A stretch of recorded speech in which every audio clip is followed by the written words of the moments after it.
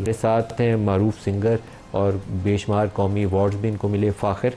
इसके अलावा जवाद अहमद बहुत ही पॉपुलर सिंगर भी और एक सियासी जमात के सरबराह भी। दोनों को प्रोग्राम में खुशामदीद कहूँगा। फ़ाखिर, आपसे आगाज़ करूँगा।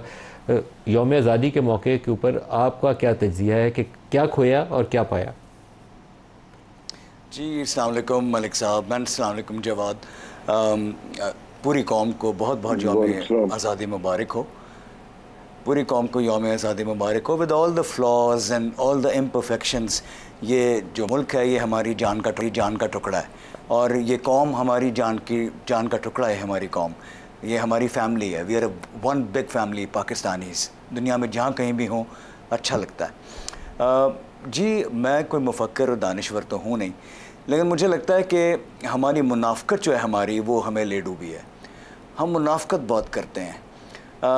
हम बोलते कुछ हैं, टीवी पे आके बोल कुछ और होते हैं, भाषण हमारे कुछ और होते हैं, whereas in real life हम जो प्रैक्टिस करते हैं वो हम कुछ और करते हैं, प्रीच हम कुछ और कर रहे होते हैं। एंड ये टॉप टू बॉटम है। इसमें आप भी शायद शामिल हों, इसमें मैं भी यकीनन शामिल होऊंगा और सब लोग। तो मुनाफ़क़त से जान छुड़ाएं। एक छोटी सी मिसाल, हम बड़ी बात करते हैं कि फ़लाना जो है वो 2 नंबर पैसे बनाता है, फ़लाना जो है वो करप्शन करता है। अच्छा, जब वो पैसे बना रहे होते हैं तो हम दोस्ती भी उनसे करना चाहते हैं, क्योंकि उनके पास पैसा होता है। जब पैसा होता है तो नेटवर्किंग होती है, फिर सिफारिशें भी उन लोगों की चलती हैं। तो हम जो दोस्त यार वगैरह पैसा 2 नंबर का बना रहे होते हैं, हम उनको जफ्फा भी डाल लेते हैं, वेयर एज़ हम पीछे उनकी तनकीद भी कर रहे होते हैं। वैसे हम बहुत बड़े नेक साधु बने होते हैं कि जी करप्शन नहीं होनी चाहिए, ये नहीं होना चाहिए। हम उन्हीं लोगों से दोस्ती करते हैं ताकि हम उनके साथ पार्टी भी करें। ये हम मुनाफिक हैं। हम बातें बड़ी बड़ी करते हैं मेरिट की। अपने बच्चों के लिए हम नाजायज़ एडमिशन्स के लिए हम स्कूल कॉलेजेस वगैरह के अंदर सिफारिशें वहाँ भी हम कर रहे होते हैं। बच्चों के लिए मुलाजमत के लिए भी सिफारिशें कर रहे होते हैं। वैसे हम बहुत बड़े साधु हैं, हम बहुत बड़े ईमानदार लोग हैं, बोल बचन हैं। हम लोग सिर्फ वी आर ऑल टॉक। हम जो प्रीच करते हैं हम वो प्रैक्टिस नहीं करते। हमारी मुनाफ़क़त हमें ले डूबी है। दूसरा, आप इधर उधर देखते हैं, बातें तो बड़ी करते हैं, लेकिन आप देख लें एक आम जो भी बंदा है वो अपने बच्चों को अगर बाहर पढ़ा सकता है, उसका जो लाइफ स्टाइल है, उसकी जो गाड़ियाँ हैं, उसके जो घर हैं, सब कुछ है। ये कोई रॉकेट साइंस नहीं है कि आप पता चलाएं कि कौन करप्शन करता है कौन नहीं करता। मुझे लगता है हम पकड़ना ही नहीं चाहते, क्योंकि हम इतने कंफर्टेबल हो गए हैं, हम इस कंफर्ट जोन के अंदर हम खुद रच बस गए हैं कि अगर क्रैकडाउन कोई होगा तो हमारी भी छोटी मोटी चवन्नी ठन्नी पकड़ी जाएगी। तो जब तक हम ये मुनाफ़क़त नहीं छोड़ेंगे और जब तक हम ये दोगलापन नहीं छोड़ेंगे, पाकिस्तान या किसी भी मुल्क का या किसी फैमिली का भी कोई फ्यूचर नहीं है। तो हम जो कोसते हैं पॉलिटिशियंस को, कोसते हैं हम फ़ौज को, कोसते हैं हम ब्यूरोक्रेसी को, हम खुद उसका हिस्सा हैं। हमारे में से लोग वहाँ पे हैं, हमारे दोस्त भाई, हमारे अबाउजदाद सब लोग वही थे ना। तो इसलिए हम जो सारा दिन स्पीचेस करते रहते हैं, तकरीरें करते रहते हैं, इसका कख फ़ायदा नहीं है। क्यों फ़ायदा नहीं है? क्योंकि हमारी मुनाफ़क़त जब तक ख़त्म नहीं होगी, हमारा दोगलापन जब तक ख़त्म नहीं होगा, जब तक हम खुद सच्चे नहीं होंगे, ट्रू टू आवर वर्ड हम जब तक खुद नहीं होंगे, और वो हमारे अपनी ज़ात से शुरू करना पड़ेगा, तब तक कोई फ्यूचर नहीं है। जवाद अहमद, आप क्या कहेंगे? यही सवाल आपसे भी। देखिए, मैं तो अपने तमाम मेरे जो ब्लॉग्स होते हैं, मेरे जो सोशल मीडिया हैंडल्स हैं, हर एक पे मैं यही बात करता हूँ कि पाकिस्तान के अंदर हमारी जो रूलिंग एलीट है, जो हमारी शराफिया है, क्योंकि कहते हैं ना कि the ruling ideas are the ideas of the ruling class. जो भी सोच होती है अमूमी लोगों की, वो रूलिंग क्लास से ही आ रही होती है। जैसे अगर रूलिंग क्लास जो है वो चंगेर में रोटी नहीं खाती तो लोग भी नहीं खाते। अब बल्कि रूलिंग क्लास ने आजकल वो अपनी दीवार पे चंगेर लगाई होती है, सिर्फ बताने के लिए कि एक ज़माने में चंगेर पे भी रोटी खाते थे। तो ये कल्चर आइडिया सब रूलिंग क्लास से आते हैं। अब रूलिंग क्लास जो होती है आपकी, वो उसके कॉम्पोजिशन पे डिपेंड करता है कि किस तरह के आइडियाज़ वो लोगों के अंदर लेके जाएगी।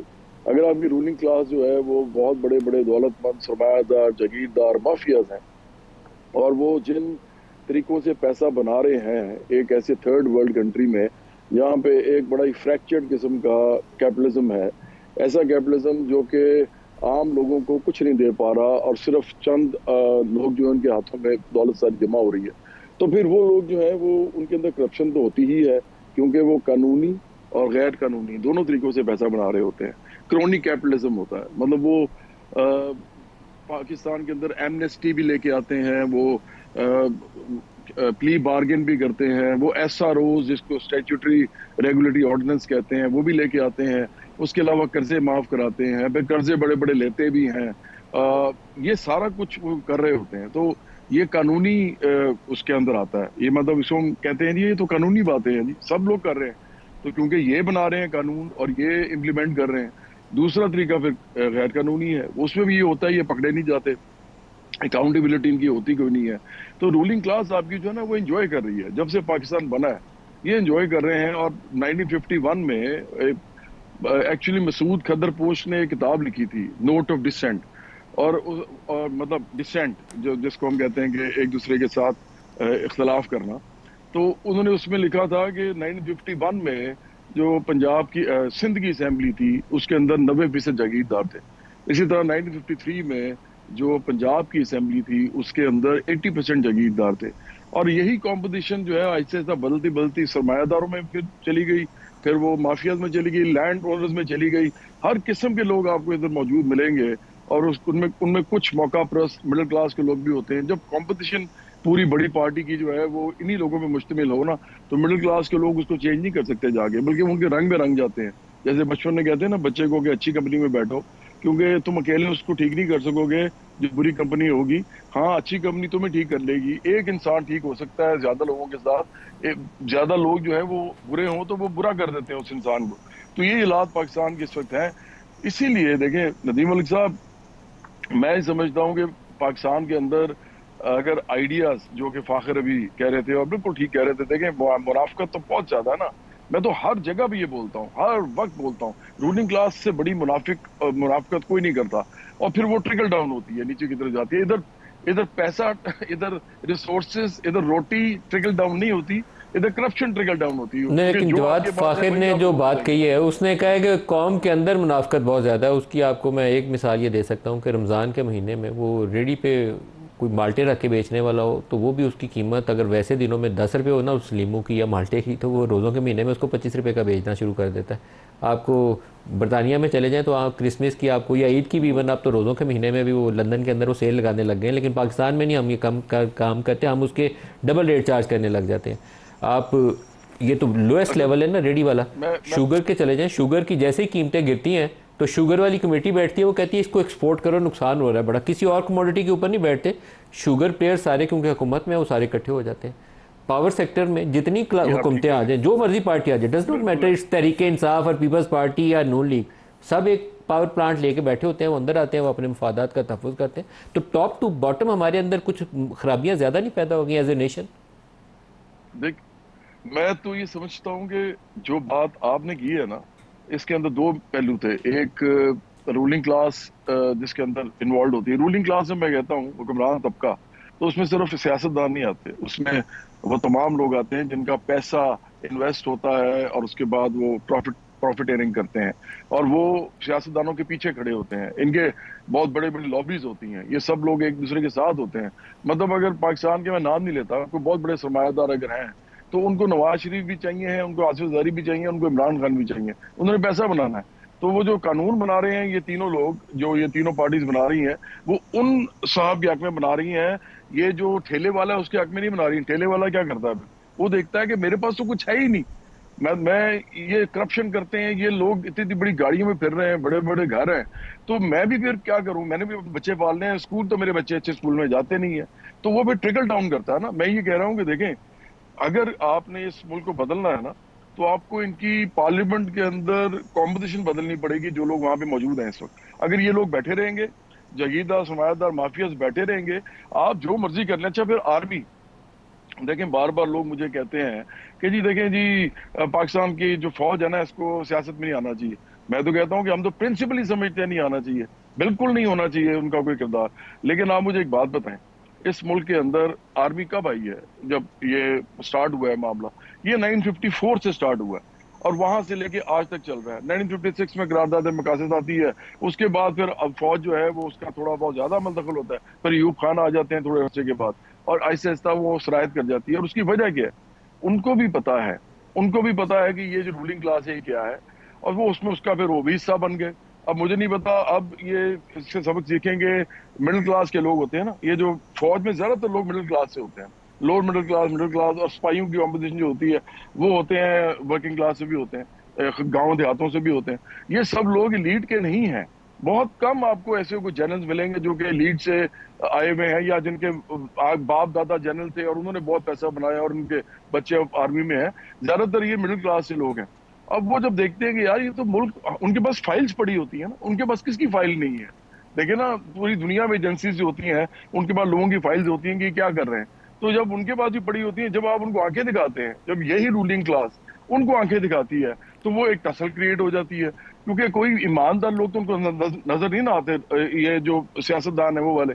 तो मैं जब मुझसे लेफ्ट के लोग, हमारे बाएं बाजू के लोग कहते हैं मुझे, कहते हैं जी देखिए हमारा सबसे बड़ा मसला फौज है, मैं कहता हूँ हमारा सबसे बड़ा मसला सियासतदान है।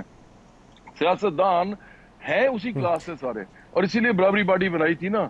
क्योंकि पाकिस्तान सिर्फ नहीं, आप डेवलप्ड कंट्रीज में चले जाएं, वहां पर भी कहीं ना कहीं वर्किंग क्लास और लोअर मिडिल क्लास और मिडिल क्लास को एक देने के लिए, कवर देने के लिए, उनको उनके ऊपर कट्स ना लगे, उनको गुर्बत ना हो, उनको भूख तंग ना करे, तो उसके लिए पार्टीज होती हैं। इंग्लैंड में लेबर पार्टी है, वो लेबर पार्टी हमेशा से सबको पता है कि वो किसके लिए खड़ी होती है। अभी जेरेमी कॉर्बिन ने आगे कहा था 6 इंडस्ट्रीज जो है वो नेशनलाइज कर दें, ये, और इसके ऊपर बड़ा प्रॉब्लम हुआ और उसको फिर उतरना भी पड़ा लेबर पार्टी से। इसी तरह बर्नी सैंडर्स ने आके पूरे अमेरिका के अंदर उसने कहा कि मैं डेमोक्रेटिक सोशलिस्ट हूँ। तो अब देखे ना, वो उसने नौजवानों को जाके कहा कि अमेरिका के अंदर मसला ही सारा ये है कि गुर्बत बहुत ज्यादा हो रही है और चंद लोगों के हाथों में पैसा जा रहा है। आज तक वो ये कह रहा है, उसको भी साइड पे किया गया, लॉबिंग हुई वहां पे, कोई कैपिटलिस्ट मुल्क है, लेकिन वहां पर भी लोग बात करते हैं, और वहां पर भी डेमोक्रेट जो है आज भी। जवाब लंबा हो गया थोड़ा। फाखिर, आपसे भी मैं चाहूंगा इसी इशू के ऊपर आप भी राय दें, क्योंकि पाकिस्तान में भी ये बहस हमें किसी जगह पे किसी नतीजे पे पहुंचानी है कि फ़ौज का क्या रोल होना चाहिए और कहाँ उसकी लिमिट होनी चाहिए, जिससे आगे उसको स्टेप इन नहीं करना चाहिए। पूरी 77 साल की तारीख में आधा अरसा जो फ़ौजी अदवार का है, वो हम कोई ऐसी रोशन मिसाल नहीं दे सकते कि मुल्क के अंदर यकजहती रही। 71 आपका हुआ, आपके अंदर ये सियाचिन वाले वाक़यात हुए, आपके अंदर ये मुसल्ला जत्थे बने। 9/11 के बाद ये जितने मुसल्ला जत्थों को पहले हम सारे जहादी कह के गले से लगाते थे, फिर हमने दहशतगर्द उनको कहा, वो दहशतगर्द आज तक हमारे गले पड़े हुए हैं। तो हमें एक ब्रॉडर सेंस में अपने रोल डिफ़ाइन करने पड़ेंगे कि फ़ौज का क्या रोल है, सियासतदानों का क्या रोल है, चेक एंड बैलेंस भी लाना पड़ेगा। इस पर मलिक साहब बहुत बात हो चुकी है। आई मीन सब इस पर मुत्तफ़िक़ हैं कि फ़ौज का सियासत में कोई रोल होना नहीं चाहिए, लेकिन उनको दावत कौन देता है? जब एक पार्टी ज़ेर अताब होती है तो वो हाथ पैर जोड़ रही होती है और दूसरी पार्टी इंजॉय कर रही होती है, फिर ये रोल्स रिवर्स हो जाते हैं और ये फिर जो विशेष साइकिल है, ये सर्कल चलता जाता है। तो इसमें कोई दो राय नहीं है कि फ़ौज को ज़ाहिर है एक जमहूरियत होनी चाहिए, और शैम डेमोक्रेसी जो हम इंजॉय कर रहे हैं पिछले 50-60 साल से, वो तो उसका कोई फ़ायदा नहीं है। आधा तीतर आधा बटेर, तो ऐसे तो नहीं कुछ चलेगा। या तो कॉन्स्टिट्यूशनली ये लोग फैसला कर लें कि कुछ रोल्स हैं और कुछ कॉन्स्टिट्यूशनल पावर्स हैं जो कि शेयर करेंगे, और फिर ऐसे मिलजुल के एक सेम पेज को कॉन्स्टिट्यूशनलाइज कर लें और फिर आगे बढ़ें। लेकिन आधा तीतर आधा बटेर नहीं चलेगा इसी तरह, इसमें कन्फ्यूजन ही रहेगी हमेशा। और क्योंकि एक पार्टी होगी जो कि बिल्कुल साथ उनके जी हजूर होगी, और फिर तो ये आप देख रहे हैं पिछले कुछ सालों से, हम तो बहुत पहले से देख रहे हैं, आज के बच्चे जो हैं वो भी देख रहे हैं, इट्स हैपनिंग सो क्विक। तो कॉन्स्टिट्यूशनल रोल्स कुछ इनको बैठ के बनाने चाहिए, और खुदा के वास्ते अब कुछ बना लें, क्योंकि ये ऐसे मज़ा नहीं आ रहा, क्योंकि ये बहुत ही अनसर्टन सिचुएशन है और ये कन्फ्यूजन है, इट्स जस्ट वेग। एक ग्रे एरिया में हम लोग घूमते जा रहे हैं। जैसे हमारी ग्रे इकॉनमी होती है, वैसे एक हमारी एक ग्रे एक जो है उसके ग्रे में हम जा रहे हैं पॉलिटिकली, ना आगे जा रहे हैं, ना पीछे जा रहे हैं, ना लेफ़्ट जा रहे हैं, ना राइट जा रहे हैं। तो इस कन्फ्यूजन से जान छुड़ानी बहुत ज़रूरी है, सबको बैठना चाहिए। और अभी जवाब बात कर रहे थे माफियाज़ की और कार्टलाइजेशन की, तो कार्टलाइजेशन तो हर जगह पे है। इवन आप जुडिशरी के अंदर देख लें, जो एक 3-4 वकील मिलके एक बनाते हैं चैम्बर या प्रैक्टिस अपनी बनाते हैं, वो सारे के सारे सुप्रीम कोर्ट में या हाई कोर्ट के अंदर होते हैं, सारे इनकी मर्ज़ी के लोग आ रहे होते हैं। तो हर जगह के ऊपर एक एलीट ग्रैब की जब आप बात करते हो, एलीट कैप्चर की, तो वो हर जगह पे है। वो ब्यूरोक्रेसी में भी है, जैसा भी जवाब कह रहे थे कि 2-3 अगर जनरल्स हैं तो उनके बच्चे भी फिर आगे उसी तरह हैं। इसी तरह जुडिशरी में भी ऐसे है, ब्यूरोक्रेसी में भी ऐसे ही है। बिज़नेस फैमिलीज़ में भी ऐसे है, पॉलिटिकल फिर जो लोग हैं वो पीछे क्यों रहें, हर जगह के ऊपर ऐसे। तो एंड ऑफ द डे आपका दोगलापन, आपकी मुनाफकत, तो ये मुनाफकत से जान नहीं छूटेगी आपकी, तब तक कुछ नहीं होगा। और अभी जो बात हो रही थी, एक ब्रेक करीब आ गई है, ब्रेक से वापसी पे और बात करते हैं।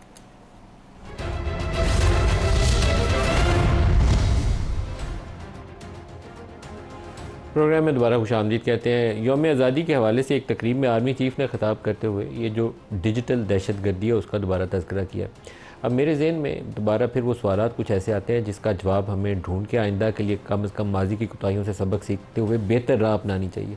ये जिनको डिजिटल दहशतगर्द कहा जा रहा है ये वैसे ही है जैसे किसी ज़माने में जहादी तैयार किए थे 9/11 से पहले जब वो पहला अफ़गानिस्तान की जंग शुरू हुई थी, तो हम उसे अफ़गान जहाद कह के बड़े फ़ख्र के साथ अमेरिका भी गले लगाता था। वाशिंगटन के अंदर रेगन साहब ने भी उनको मिल लिया था और हम लोग तो उनको फ़ख्र से बताते थे ये जहादी हैं जो अफ़गानिस्तान के ज़रिए दुनिया में इस्लाम फैलेगा। फिर 9/11 के बाद उन सारों को हमने दहशतगर्द करार दे दिया। तो इसी तरीके से जब नया पाकिस्तान बनाने के लिए एक वो मास्टर प्लान पे 2011 के बाद से काम शुरू हुआ था, तो उसी के अंदर ये जो सोशल मीडिया स्पेस है इसको वेपनाइज़ करना, मैं ये इंटेंशनल टर्म यूज़ कर रहा हूँ क्योंकि इसको वेपनाइज़ किया गया इस सोशल मीडिया स्पेस को अपने सियासी मुखालफिन को निशाना बनाने के लिए। जितनी बेहूदगी फैलाई जा सकती थी सोशल मीडिया के ज़रिए, किसी को मोदी का यार कहना है या किसी को बुरा भला उसके करैक्टर के ऊपर करैक्टर असैसिनेशन करनी है, वो सारा कुछ काम के लिए ये सोशल मीडिया सेल्स बना के उसको इस्तेमाल किया गया। अब हम उनको डिजिटल टेररिस्ट कहते हैं, क्योंकि इसलिए कहते हैं कि वो लोग पहले जो सियासी मुखालफिन को ये कुछ कह रहे थे, अब वो अपनी फ़ौज को, जुडिशरी को, उसके ख़िलाफ़ यही अल्फाज इस्तेमाल करते हैं। ये काबिल कबूल नहीं है, पहले भी काबिल कबूल नहीं था, अब भी काबिल कबूल नहीं है। लेकिन उसकी इस्लाह का रास्ता अब शॉर्टकट नहीं होगा, क्योंकि जिन जहनों को रेडिकलाइज़ कर दिया जाए उसको फिर 25-30 साल का सफ़र करना पड़ता है, फिर वो राह अमल जो है दुरुस्त होती है। आज हमने उसका हाल ये ढूंढा है कि हमने इंटरनेट पूरे पाकिस्तान के अंदर स्लो कर दिया। कोई शायद फायर वॉल लगाई जा रही है, मालूम नहीं उसका नतीजा है या क्या नतीजा है, लेकिन आपका कोई सोशल मीडिया साइट्स काम नहीं करती। इंटरनेट की अवेलेबिलिटी ना होने के बराबर है। क्या ये पाकिस्तान को तरक्की जिससे हम कहते हैं आईटी और आईटी इनेबल्ड सर्विसेज से हमने 10 अरब डॉलर कमाने, यही रास्ता है? ये रास्ता नहीं है। मैं बहुत ज़्यादा इस पर तकरीर नहीं करूँगा, लेकिन जो लोग इसके ऊपर काम कर रहे हैं या तो अपनी काबिलियत में इजाफा करें या अपनी सोच में बेहतरी लाएँ। पाकिस्तान आगे इस तरीके से नहीं जा सकता जिस तरीके से आप पाकिस्तान को आगे ले जाने की कोशिश कर रहे हैं। मुझे आज किसी ने यौम आज़ादी के बहुत सारे मिली नगमे वो शेयर तो होते हैं सारा दिन आज़ादी के दिन, लेकिन आज किसी ने वो दिल पाकिस्तान के साथ वो कुछ अच्छा तो नहीं किया, लेकिन उसने शायद अपना गुस्सा निकाला है। उसने दिल पाकिस्तान को बिजली के बिल पाकिस्तान बना के तो गीत बना के भेज दिया। मैं वो तो नहीं अब आपको सुना सकता, लेकिन मेरे साथ में बहुत बड़े हैं पाकिस्तान के, फ़ाखिर भी और जवाद भी। मैं इन दोनों से ज़रूर दरख्वास्त करूँगा कि कुछ आज दिलों को गरमाने वाला माजी के जो बेशुमार आप लोगों ने गीत गाए, उनमें से कुछ हमें ऑन एयर भी बगैर म्यूज़िक के, म्यूज़िक तो नहीं इसमें प्रोग्राम में आ सकेगा, तो बगैर म्यूज़िक के ही कुछ गुनगुना के फ़ाखिर पहले आप ही सुना दें। ज़रूर, क्यों नहीं। देखिए, पाकिस्तान हमेशा से ही मसाइल का शिकार तो रहा है और हम सॉर्ट ऑफ धक्का स्टार्ट कार की मानंद रहे हैं। कभी स्मूथ रनिंग होते होते हाईवे में खड्डे आ जाते हैं या कभी गाड़ी के कार्बोरेटर में हमारे कचरा आ जाता है। लेकिन बहरहाल मैंने अपने ज़माने में आज से 10, 20, 30 साल पहले हैं जो भी, मैंने अच्छे अखबार भी देखे, तो उन्हीं अखबार को मिस करते हुए मैं आपको सुनाऊंगा। एक सेकंड, सुर ले लूँ। दिल दौलत अरमा ये मेरी जान, लुटा दूँ तुझ पे जानम, आंधी आए लाख बढ़े तूफान, ये चाहत होगी ना कम। 100 बातों की बात हो तेरा साथ, कभी ना जानना, बस तेरा दीदार हो तेरा प्यार, तुझी को सब कुछ माना।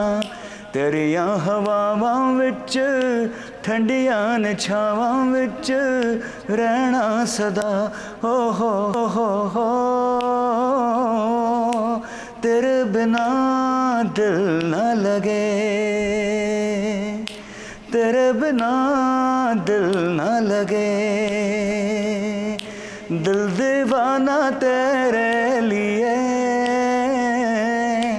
तेरे बिना दिल न लगे। पाकिस्तान जिंदाबाद। जिंदाबाद। मज़ा आ गया फ़ाखिर, बहुत अच्छा गया आपने। जवाद साहब, आप आजकल हैं तो अब सियासतदान, सियासी जमात के सरबराह, लेकिन आपकी एक बहुत बड़ी पहचान आपके गाने हैं, तो हमें आपसे भी दरख्वास्त करनी है, आप भी कुछ सुना दें। अच्छा, पहले तो मैंने आपको एक बात कहनी है कि देखें, ये जो मेरा इस वक्त जो भी स्टेटस है ना, जो भी मैं सियासी पार्टी बना रहा हूँ, या लोग जिस तरह मुझे समझते हैं कि जी ये तो सियासत में आ गया, तो मैं आपकी बड़ी इज्जत करता हूँ। आप उन एंकर्स में से हैं जो पैसे कमाने के लिए ये नहीं कर रहे, कम से कम यूट्यूब पे नहीं है, फेक न्यूज नहीं देते, आप बहुत ही सोच समझ के बात करते हैं, और बड़े पाकिस्तान के हवाले से भी आपके बहुत दिल में शुक्रिया। होता है कि मैं वो ऐसी बात ना करूं तो मुझे पता ना हो। मैं आपसे ये कहूंगा कि मैं वापस आ रहा हूँ कोई सितंबर के फर्स्ट वीक में, तो आप मेरे साथ ना कम से कम एक प्रोग्राम जरूर करें। कम से कम पाकिस्तान के जो आम लोग हैं उनके हवाले से जो सियासत मैं कर रहा हूँ, एक पूरा देखें, एक फिक्र है ना, ये एक पूरी आइडियोलॉजी है, तो इस पे बात करनी, क्योंकि लंबी बात किए बगैर कोई फायदा नहीं होता। मैं तो अपना सारा कुछ छोड़ के ये काम कर रहा हूँ, तो मैं चाहूंगा कि ये जरूर आप करें, क्योंकि आप भी मिडिल क्लास से हैं, आप भी सियासत नहीं कर सकते, फाखिर भी नहीं कर सकते। मैं कर रहा हूँ तो ये बड़ा बहुत बड़ा मेरे लिए, एक तरह से मैं जहाद के लफ्ज नहीं कहता, वो तो एक और तरफ चला जाता है, लेकिन ये बहुत बड़ी स्ट्रगल है। तो मुझे लगता है कि आपको सपोर्ट करना चाहिए ऐसे लोगों को जो अपने सारे शोहरत, दौलत, ताकत, इनके पीछे भागने के बजाय ये वाला काम करते हैं। अब मैंने तो वजीर आजम नहीं बनना, तो जवाद, ये मैं जरूर चाहूंगा आप कि जो आप भी ये कोशिश कर रहे हैं, सिर्फ एक चीज़ मैं आपसे कहूँगा कि आप, कुछ लोगों को अल्लाह ताला ने कुछ रोल असाइन किए हुए हैं। मैं जब ये टीवी चैनल्स पे आया हूँ तो मेरे सामने एक जिम्मेदारी है कि अल्लाह ने मुझे इस कैमरे के आगे बैठने का मौका दिया है, तो मुझे यहाँ कौन सी बात कहनी है। हर वो बात कहनी है जो सही है, जो सच है, जिसमें पाकिस्तान और हमारे लोगों का मफाद वाबस्ता है, इस डर और खौफ के बगैर कि इससे हुकूमत खुश होगी, नाराज़ होगी, फ़ौज खुश होगी या नाराज़ होगी, उसको मैं साइड पर रख के यहाँ बात करता हूँ। तो इसी तरह ठीक आप है। लोगों का भी एक रोल है। फ़ाखिर को अल्लाह ताला ने इतनी शोहरत दी है, जवाद को अल्लाह ताला ने इतनी शोहरत दी है, आप जमात एक बनाइए, तो आप लोगों को जो सही बात है वो कहते रहना चाहिए, उसका नतीजा ज़रूर निकलता है, ज़ाया नहीं होती सही बात कही हुई। आप कहिए अपनी बात भी और मुझे कुछ सुना भी दीजिए, अच्छा सा गाना भी। मेरे पास टाइम कितना है मलिक साहब? 2 मिनट। 2 मिनट है। चले, मैं पहले फिर गाने सुना देता हूँ।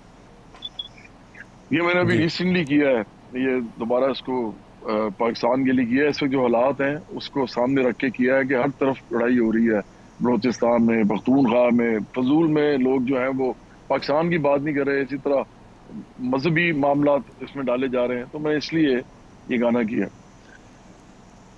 सिंधी हो, बलोच हो, पंजाबी हो, पठान हो, हाँ तुम ही पाकिस्तान हो, हाँ तुम ही पाकिस्तान हो।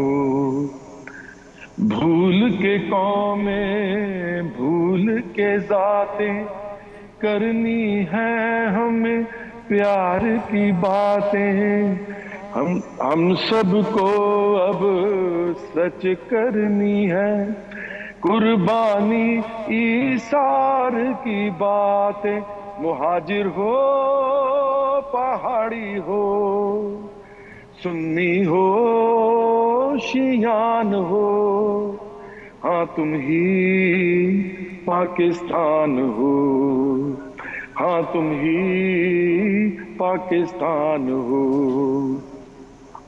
कौन से शिकवे, कैसी लड़ाई, हम सब तो हैं बहने भाई, एक दूजे को माने बराबर, हर एक का हक हो खुशहाली, मर्द हो औरत हो, बच्चा बूढ़ा जवान हो, हिंदू हो सिख हो, मसीही हो मुसलमान हो, हाँ तुम ही पाकिस्तान हो, तुम ही हाँ तुम पाकिस्तान हो। ही जवाद अहमद, बहुत शुक्रिया आपका। पाकिस्तान हो। फ़ाखिर, आपका भी बहुत शुक्रिया। आज के प्रोग्राम से इतना ही, इजाज़त दीजिए, अल्लाह हाफ़िज़।